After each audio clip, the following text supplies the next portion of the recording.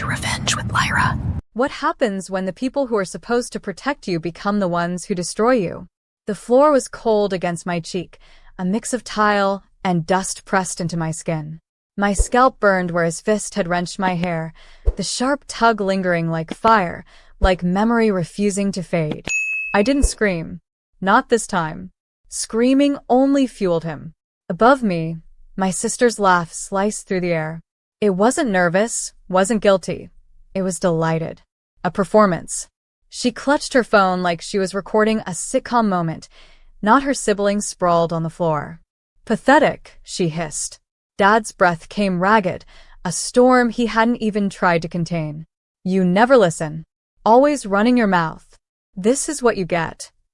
The doctor stepped in then. He wasn't family, just a neighbor who doubled as the town's only physician, visiting that evening after my mother muttered something about me being difficult again. He had come carrying a polite smile, the one men wear when they don't know the weight of the rooms they're about to enter. But when his eyes landed on me, on the red handprint blooming across my cheek, on the strands of hair still clenched in my father's fist, the smile fell. His hands hovered in the air as though he'd walked into the wrong script. His voice faltered, thin and raw. Then silence. He stared too long. Long enough to know. Long enough to make the truth impossible to unsee. My sister's laughter cut short. Dad straightened, trying to mask violence with charm, his voice oily. She's dramatic. Always has been. Kids these days, you know? She'll be fine. The doctor didn't nod. Didn't move closer. Instead, his gaze flicked to me, then to the phone in his pocket. His hand twitched, hovered, then made the choice. He pulled it out. For the first time in years, someone looked at my father not with fear, but with suspicion. The silence in the room shifted, thickened, like the house itself held its breath. Dad's voice cracked sharp. What the hell do you think you're doing? The doctor didn't flinch. His thumb slid across the glass. The faint glow lit his face, and I realized he wasn't calling family, wasn't calling a friend. His voice low, steady, he muttered into the receiver. Yes. I need to report suspected abuse. Immediate intervention required. Time slowed. My father's rage froze mid-step, balanced on the edge of denial and exposure. My sister's smirk faded, her world cracking under the weight of something she couldn't laugh away. And me, for the first time, flat on that cold floor, blood ringing in my ears, I felt something I had never associated with this house before. Hope. The room snapped into fragments after that. Dad's face twisted, confusion clashing with fury. He took a step forward, then stopped, like he suddenly remembered that fists couldn't erase a phone call once it left the air. My sister shifted uncomfortably, arms wrapping around herself as if she wanted to shrink into the wallpaper. The doctor's voice remained steady. Yes, a minor. Yes, she's bleeding. I'll stay until someone arrives. His eyes flicked down at me again, not pitying, not patronizing, just clear, clinical recognition. He knew exactly what he was seeing. Dad barked out a laugh, brittle. This is insane. You people think you know everything. She probably tripped. She's clumsy. But even he seemed to hear the hollowness in his own words. His hand still clutched strands of my hair, a cruel receipt of what had just happened. He let them fall finally, as if evidence might dissolve if he pretended hard enough. I pulled myself up slowly, legs trembling but spine straight. I'd learned over the years not to show weakness in front of him. But tonight, something felt different. Tonight, there was a witness. My sister muttered, "You're making a scene, Dad," but her voice carried no conviction. For once, she wasn't the audience laughing along. She was scrambling, sensing that her usual role, the one where she played loyal sidekick to his cruelty, was shifting under her feet. The doctor crouched beside me, gently tilting my face toward the light without touching me. "You're safe," he whispered, too low for my father to hear. The words didn't feel real, not yet. Safe wasn't something I'd ever known in these walls. Then headlights cut across the curtains. A car door slammed. Heavy boots against the porch. My father's head snapped toward the window. His voice wavered. "You call the cops?" The doctor stood, taller than I'd noticed before, his presence filling the room in a way that rivaled my father's looming shadow. "I called someone who listens," he replied calmly. The front door opened without ceremony. 2 officers stepped in, their radios crackling faintly, eyes sharp, movements brisk. My father puffed up, shouting about rights and lies and family discipline. But his words sounded like the hollow echoes of a man whose kingdom was already crumbling. I sat there, heart racing, as one officer gently asked for my name, my age, if I felt safe here. My throat tightened. For years, silence had been my armor.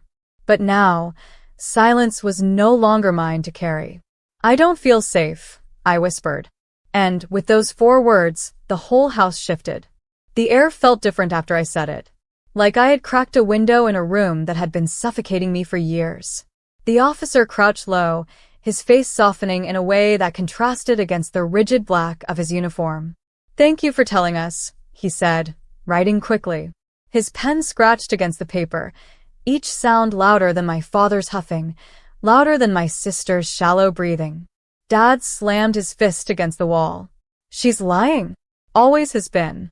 She's ungrateful, spoiled. I give her a roof, food. This is how she repays me?" The other officer, taller and sterner, stepped between us. His voice didn't rise, but it carried weight. "Sir, we need you to calm down. Now." My sister's laugh, usually so sharp, came out cracked, broken. "It's not that serious. She probably hit herself. She does stuff like that." For attention. Her voice was shaking, the cracks showing through her rehearsed cruelty. The doctor turned his head slowly toward her, eyes narrowing. "Do you hear yourself?" His voice was quiet, but it hit harder than any shout. "You're describing something that doesn't make sense, and you know it." For the first time, my sister looked away. She didn't have a script for the scene. The officer nearest me asked again, "Has this happened before?" My mouth went dry. Words clung to my tongue like they feared sunlight. I thought about every bruise I'd hidden under sleeves, every excuse I'd made at school, every time I told myself it wasn't as bad as it felt. "Yes," I whispered finally. My voice cracked, but the word lingered in the air like smoke. "Many times." My father lurched forward, but the taller officer pressed him back with a firm arm. The doctor's phone was still in his hand, recording now, subtle, deliberate, undeniable. The younger officer looked at me again. "Would you like to come with us tonight? Somewhere safe." That word again. Safe. It felt foreign, like tasting sweetness after years of bitterness. I looked at my father, his face blotched red, veins pulsing in his neck. I looked at my sister, chewing her nails, eyes darting like a trapped animal. And I realized they were afraid. Not of me, but of something bigger. Of losing control. "I'll go," I said. My voice steadied this time. "I don't want to stay here." The officers exchanged a look, then nodded. One of them radioed in for backup, the static buzz filling the silence. My father sputtered, rage spilling from him in half-formed threats. But the walls no longer carried his voice the way they used to, because tonight, the walls were listening to me instead. The night air hit my skin like I'd been underwater for years and finally broke the surface. The officers guided me outside, their presence steady, but not suffocating. Behind me, the house buzzed with chaos, my father's shouts, my sister's whining protests, the doctor's quiet explanations that cut sharper than any blade. But out here, on the porch beneath a sky scattered with indifferent stars, there was something else. Space. Breathing room. One of the officers opened the back door of the patrol car, but not like in the movies. No shoving, no force.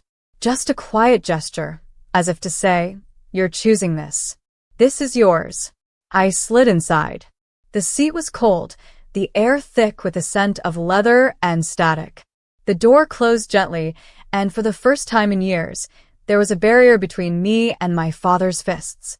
Through the window, I saw him pacing, yelling, his hands flying in angry arcs.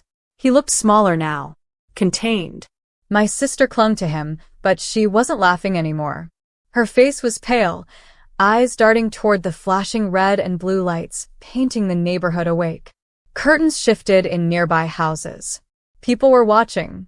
His power wasn't private anymore. The car rumbled to life. As we pulled away, I caught the doctor's gaze. He stood on the porch, phone still in hand, chin lifted slightly, as if he knew he'd changed the trajectory of something bigger than tonight. He gave the smallest nod, not of pity, but of recognition. A witness who refused to be silent. The city blurred past, neon signs and darkened storefronts streaking across the glass. I pressed my forehead to the window, letting the vibrations steady me. My hands shook, but not from fear. From release. From possibility. At the station, the air smelled of coffee and paper. They didn't shove questions at me all at once. They asked gently, offered water, let me sit in a room where the clock ticked steady instead of my father's footsteps. They gave me forms, but more importantly, they gave me choice. Do you want to press charges? An officer asked. His tone wasn't loaded, not pushing. Just laying the path in front of me. I stared at the pen they set in front of me. It looked small, harmless. But tonight, it felt heavier than any weapon. My father had always controlled the story. But this was me taking the pen back. I wrapped my fingers around it. The ink bled onto the page, carving truth where silence once lived. And for the first time, I realized revenge didn't always look like fire. Sometimes it looked like ink. The courtroom smelled faintly of varnished wood and nerves. Weeks had blurred into a haze of paperwork, appointments, whispered conversations with people who kept calling me brave, even when I didn't feel it. But now, sitting here, my palms pressed against the cool wooden table, I understood something. Bravery wasn't about not shaking. It was about showing up, even when every muscle begged me to run. Across the aisle, my father sat in a suit that didn't fit right, shoulders too tight, anger simmering just below his forced calm. My sister perched beside him, her arms crossed, eyes hard. But the confidence she used to wear like armor was cracking. She glanced at the rows behind me, where neighbors and coworkers, people who had heard the whispers, seen the bruises, now filled the benches. The truth had spilled beyond our front door, and there was no stuffing it back inside. When I took the stand, the microphone's red light blinked like a heartbeat.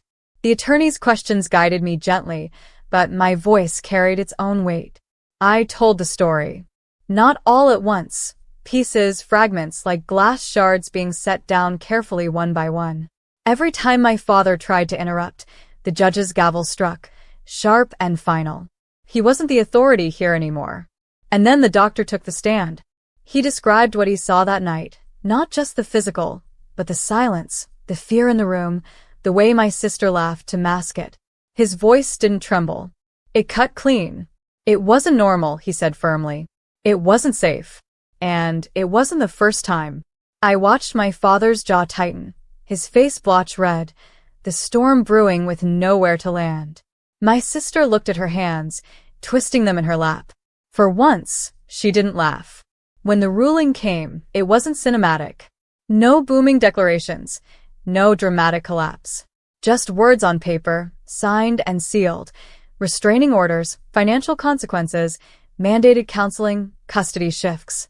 But to me, those words were louder than any shout I had endured. Outside, cameras flashed, local news, curious reporters, neighbors pretending not to stare. My father shoved past them, face twisted, sister trailing behind. The crowd didn't part the way it used to for him. They looked at him differently now, not as a man of control, but as a man exposed. And me? I stood taller. The ink on the ruling wasn't just law. It was the first line of my story written without him. I didn't expect the fallout to spread so fast. At first, it was whispers. Neighbors lowering their voices when his name came up. The church pews he used to dominate now sat empty where he once stood, his voice silenced by absence. The man who strutted through every barbecue, every block party, with a drink in one hand and insults in the other, gone. But then, the whispers turned into stories. The bruises people had noticed on me, the sudden weight loss, the hollowed-out look in my eyes when I used to show up at family events. Nobody said anything then. But now they were saying it all. And they were saying it out loud. My sister tried to step into his shoes, parading herself online as the loyal daughter defending her wrongly accused father. She posted smiling pictures, perfect captions. But screenshots don't erase history. People dug up old memories, old patterns. They remembered the way she laughed when I flinched, how she treated cruelty like entertainment. The comments didn't side with her. They sided with the truth. One night, scrolling through my phone, I stumbled across a video someone had uploaded from the courthouse steps. It was me, walking out with my lawyer, my face pale but lifted, shoulders squared. The caption read, "She chose silence for years. Tonight, she chose herself." It spread. Shared, reshared, dissected. Suddenly, my story wasn't just mine anymore. It was fuel. Women I'd never met sent messages. "I left too. I pressed charges because of you." I didn't realize I wasn't alone until I read this. The irony wasn't lost on me. My father had always thrived on control, on keeping me small and voiceless. Now, the very act of me speaking, even in broken, trembling fragments, had turned into something bigger than him. Something louder. The best revenge wasn't that he was losing jobs, losing friends, losing the respect he'd hoarded like a dragon sitting on gold. It was that his name, the one he forced me to carry, the one he barked whenever I didn't move fast enough, was no longer feared. It was pitted. Mocked. Exposed. And my sister? The laughter she once weaponized was being turned against her. Not cruelly, not with fists or shoves, but with the undeniable glare of public truth. Some nights, I still woke up shaking. But then I'd remember the flood of messages, the headlines, the doctor's steady testimony, the pen scratching across that first police report. Each piece was part of something larger, a mosaic of justice. For the first time, revenge didn't feel like a secret I carried alone. It felt like a fire everyone else helped me keep alive. The city's annual community awards ceremony wasn't supposed to matter to me. But when the invitation came, addressed to me, not them, I felt the universe had stitched something together on my behalf. The event honored resilience, advocacy, survival. The same community that once looked the other way now wanted to hand me a microphone. I almost said no. The thought of standing under those hot lights, of faces staring, judging, recording on their phones, it made my stomach churn. But then I remembered every slammed door, every insult disguised as family wisdom, every bruise hidden under sleeves. I thought of my father's rage, my sister's laughter. And I said yes. The night arrived. I wore a simple black dress, nothing flashy, but strong. Clean lines, no frills. My hair pulled back, not as a victim, but as someone who no longer hid her face. As I walked to the stage, I spotted them in the back. My father, stiff as stone, my sister clinging to his arm like a lifeline. They weren't invited, but of course they came. His ego wouldn't let him stay away. He needed to see if I'd still tremble. The host handed me the plaque. Applause filled the room. Loud, unapologetic. And then they passed me the microphone. For a moment, silence stretched.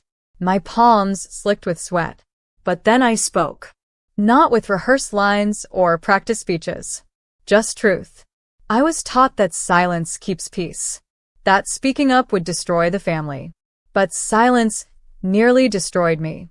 Tonight, I'm here because I stopped being quiet. The crowd leaned in. Cameras blinked red, recording. I felt his eyes on me, burning holes. But I didn't flinch. I told them about the doctor, the courtroom. The whispers turned into voices. I didn't mention his name. I didn't need to. The story itself painted him clear enough. And then I looked directly at the back of the room, straight through him, and said, "Abuse doesn't end when the bruises fade. It ends when we stop protecting it." The room erupted. Standing ovation. My father's face twisted, not in control, not in dominance, but in helpless rage. My sister shrank beside him, the laughter gone. It was poetic. He couldn't shout me down. He couldn't slam a door. He couldn't silence the applause. That night, the revenge wasn't in the award, or even the speech. It was in watching him sit there, forced to listen, stripped of power, while my truth filled the air like thunder. After the ceremony, I stepped outside into the cool night air. Applause still echoed faintly from the hall, but out here, everything was quiet. The kind of quiet I used to fear. The kind I now carried like armor. I spotted them again. My father and sister lingering by the parking lot, shadows under the streetlight. He looked smaller, his shoulders hunched, his face strained. She tugged at her phone, pretending to scroll, but her eyes flickered nervously toward me. For a moment, I just stood there. No words. No need to approach. I realized they were waiting for me to come running back, begging for acknowledgement, for forgiveness, for some false reunion. But I didn't move. Instead, people began to pour out behind me. Strangers, neighbors, even reporters.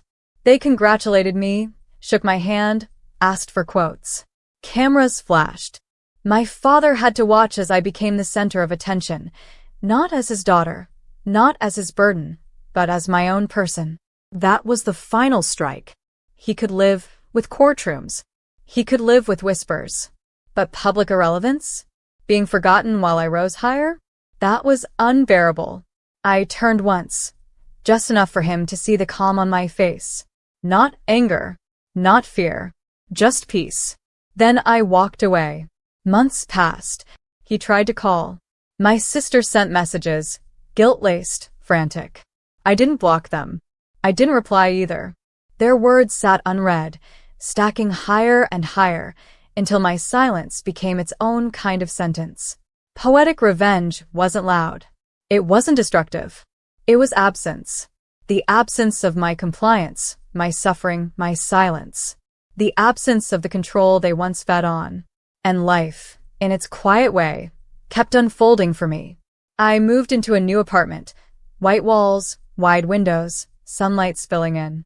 I kept the award on a small shelf, not as a trophy but as a reminder. Survival is louder than abuse.